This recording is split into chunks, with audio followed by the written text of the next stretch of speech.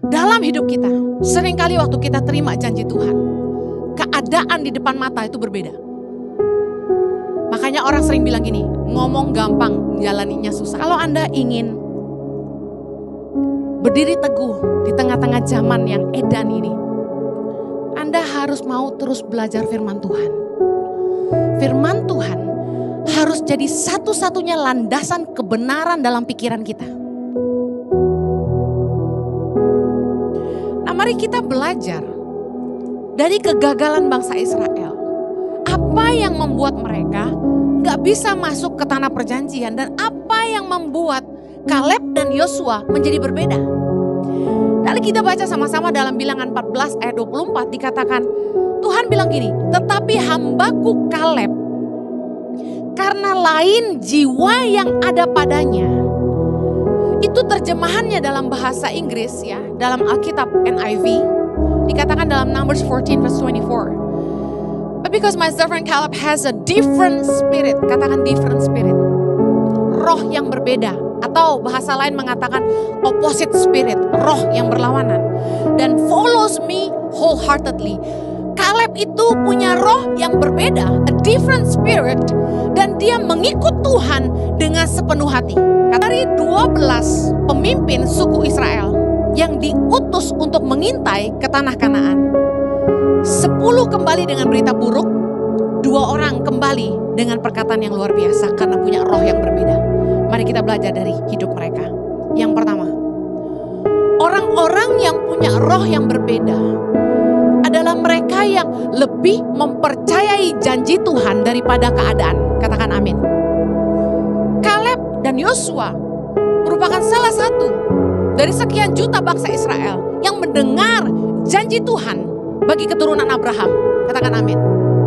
Mereka tahu enggak bahwa tanah Kanaan itu adalah tanah perjanjian yang Tuhan akan berikan. Tapi pada kenyataannya, ketika mereka sampai ke tanah Kanaan, mereka melihat tanah itu memang luar biasa baiknya, tapi besar tantangannya untuk merebutnya. 10 pengintai dipimpin oleh keadaan. Mereka terima janji Tuhan, tapi mereka lihat keadaan sulit dan tidak mungkin. Tapi hanya 2 orang yang berkata-kata dengan iman dan bisa melihat kebaikan di tengah-tengah keadaan yang tidak baik. Bisa melihat janji Tuhan di tengah-tengah keadaan yang tidak menjanjikan. Di tengah-tengah keadaan yang tidak memungkinkan, dia percaya janji Tuhan. Dia punya iman bahwa kalau Tuhan berkenan, tidak ada yang mustahil. Dalam hidup kita, seringkali waktu kita terima janji Tuhan, keadaan di depan mata itu berbeda. Makanya orang sering bilang gini, ngomong gampang, jalaninya susah. Kita terima janji Tuhan, keadaan seringkali berlawanan. Mari punya spirit yang berbeda seperti Kaleb.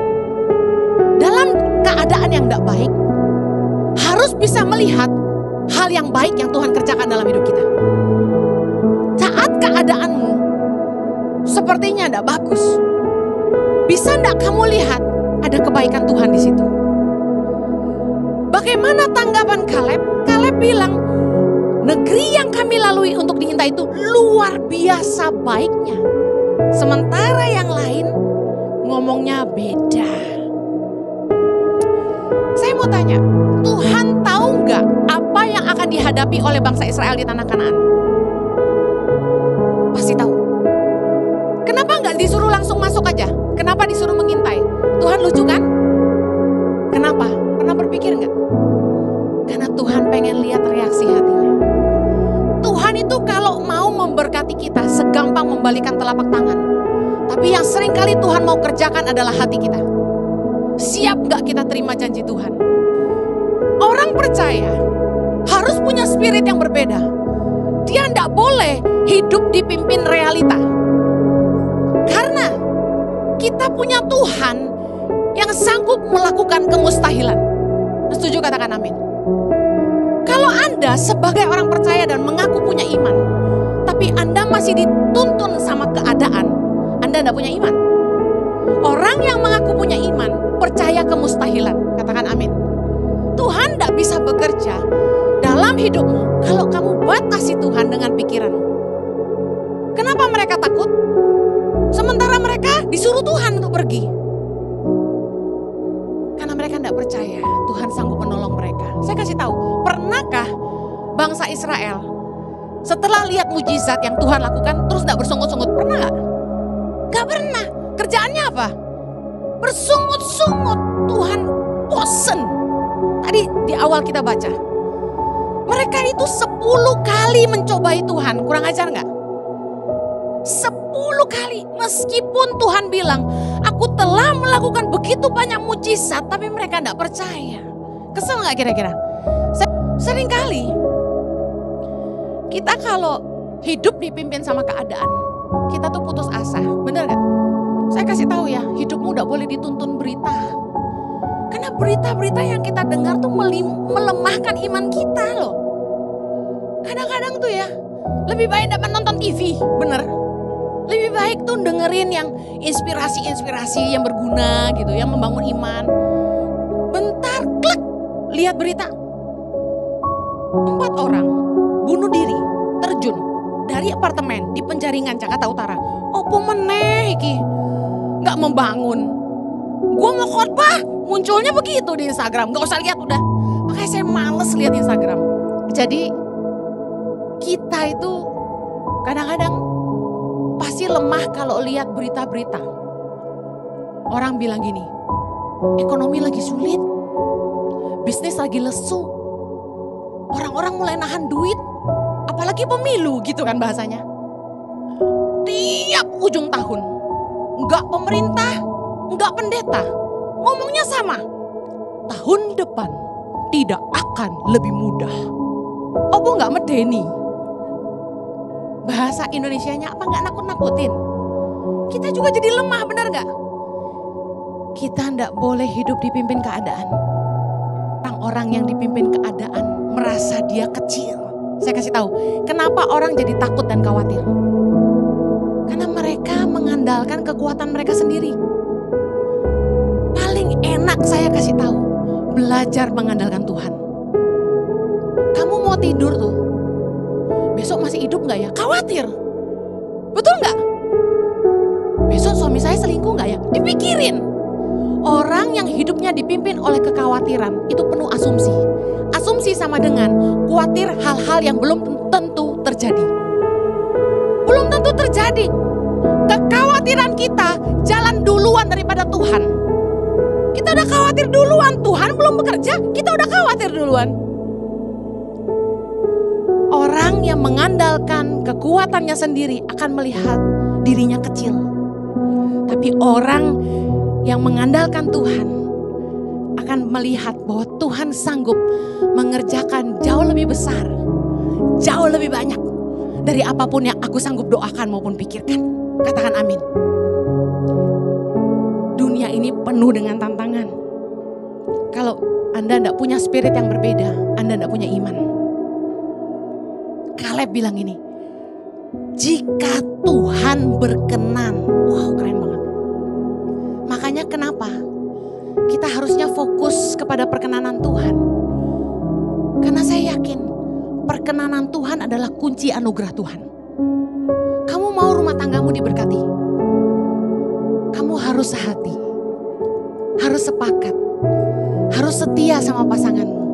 Kamu mau usahamu diberkati, harus jujur, bisnislah dalam takut akan Tuhan. Yang kamu kejar itu bukan duitnya, tapi perkenanan Tuhannya. Berkat itu cuma akibat. Perkenanan Tuhan tuh kunci dari segalanya. Kalau Tuhan berkenan, Dia akan menyerahkan kepada kita. Katakan amin. Manusia tidak lihat yang kamu buat, tapi Tuhan tahu yang kamu buat. Jangan pernah nipu Tuhan. Kalau sampai Tuhan tidak berkenan, apapun yang kita kerjakan tidak akan ada jalan.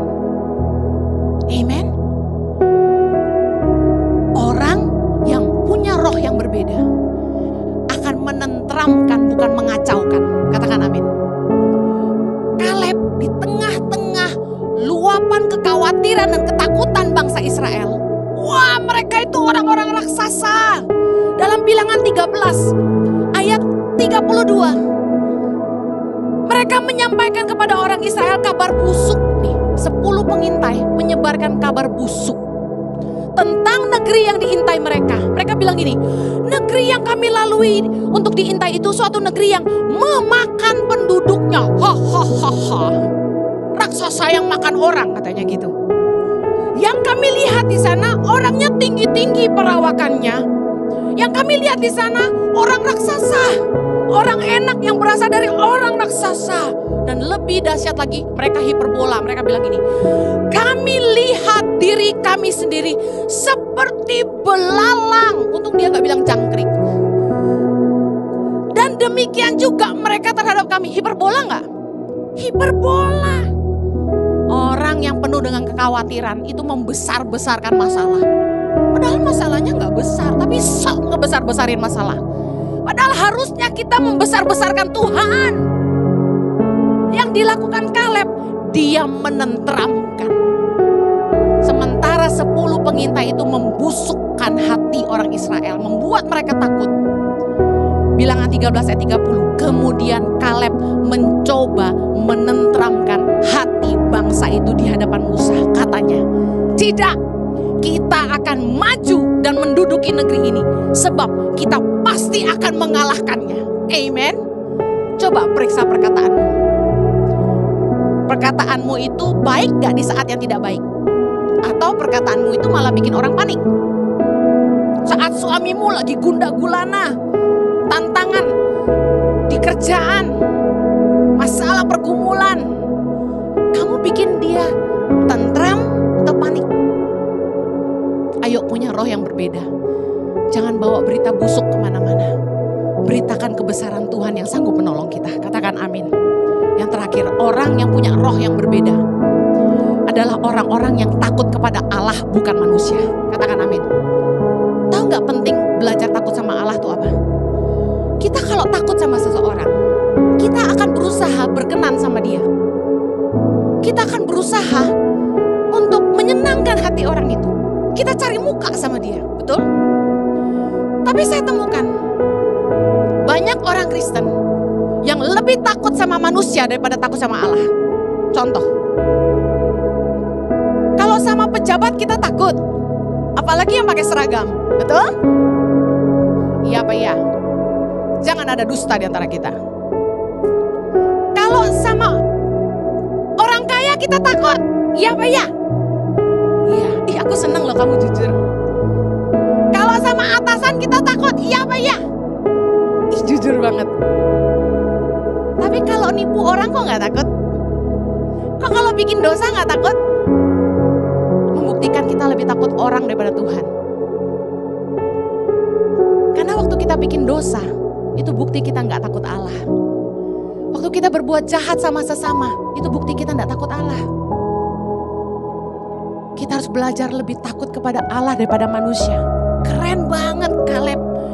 Di Bilangan 14, sementara bangsa itu mulai, wah Tuhan mereka kurang ajar. Mereka bilang lebih baik kami pulang ke Mesir. Ayat 9, hanya janganlah memberontak kepada Tuhan. Dan janganlah takut kepada bangsa negeri itu, sebab mereka akan kita telan habis.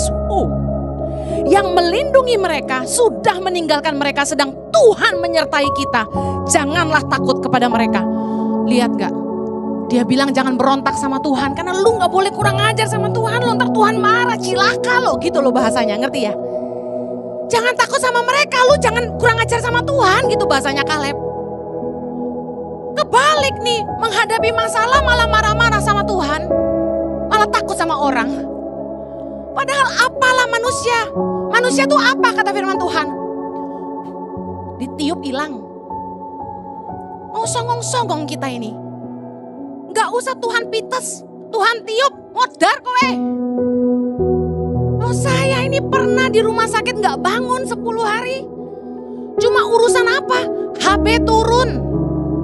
Gak usah pakai kanker lah, tolak dalam nama Yesus. HB turun sampai 7 gak bangun saya. Seumur-umur lahir gak pernah putih, langsung putih saya. Sikat gigi pingsan, lagi sikat gigi, debuk pingsan. Maaf, ke toilet aja perlu dituntun. Akhirnya dokter putuskan saya pipis BAB dipanjang. Gak boleh bangun 10 hari. Urusan HB rendah aja gak bisa berdiri, kita mau sok-sokan sama Tuhan. Tuhan itu maha kuasa, pencipta alam semesta, pemilik hidup kita. Apalah manusia, jangan takut sama manusia, takutlah sama Allah yang menentukan hidup dan mati kita. Katakan amin. Lihat ayat 10, kurang ajarnya bangsa Israel.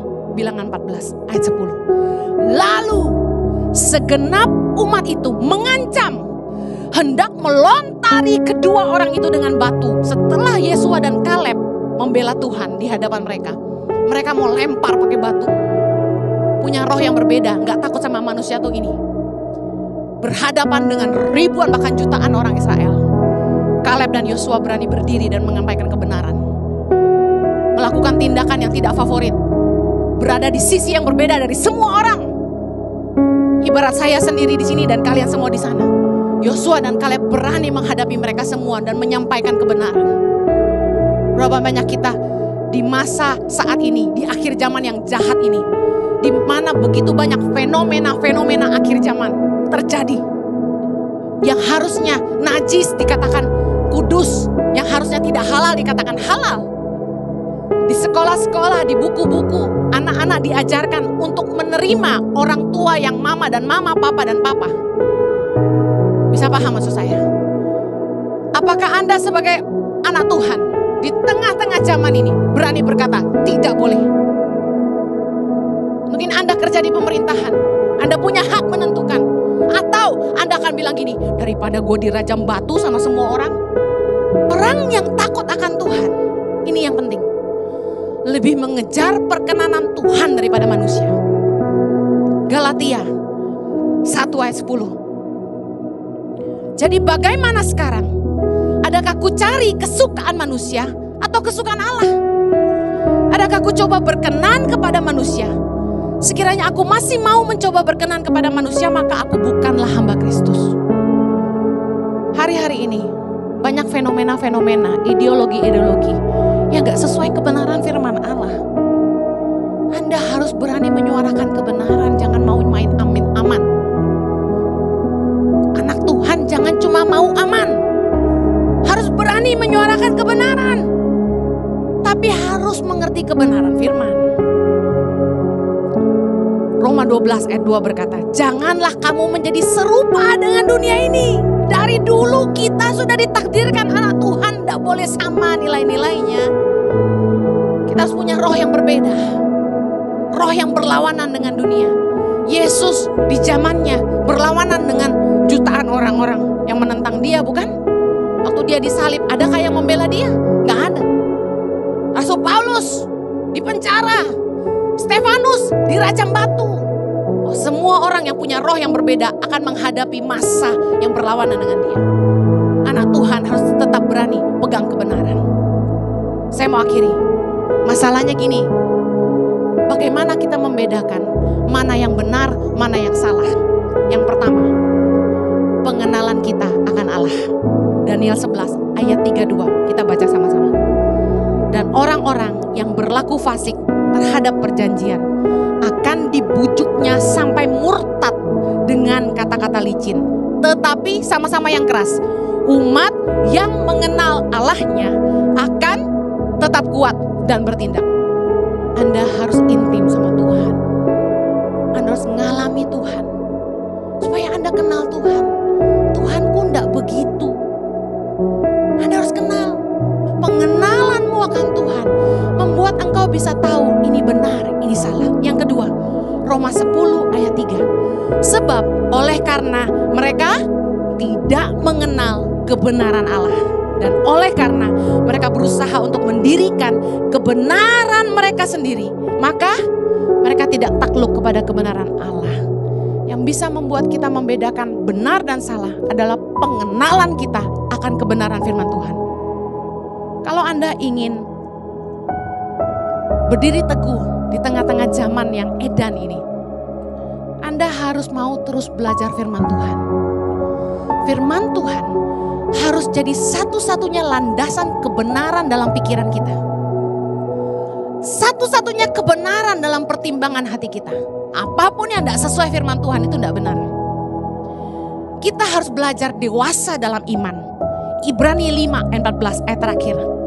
Tetapi makanan keras adalah untuk orang-orang dewasa yang karena mempunyai panca indera, katakan yang terlatih, untuk membedakan yang baik daripada yang jahat.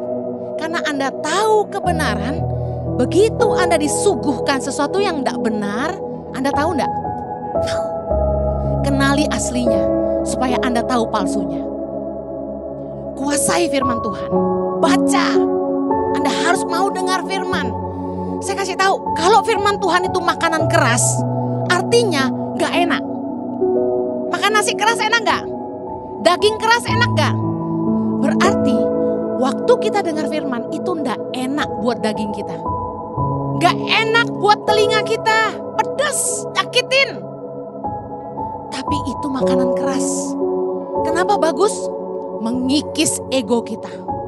Mengikis dosa kita. Mengikis kedagingan kita. Itu yang mendewasakan kita. Kalau Anda biasa hidup kudus, Anda bisa peka mencium yang tidak kudus. Mari hiduplah dalam kekudusan dan kebenaran firman Tuhan. Anda akan tahu membedakan mana yang dari Tuhan dan mana yang bukan dari Tuhan. Miliki roh yang berbeda. Mempercayai janji Tuhan lebih dari keadaan. Takut akan Allah bukan manusia. Yang mau belajar seperti Kaleb katakan amin.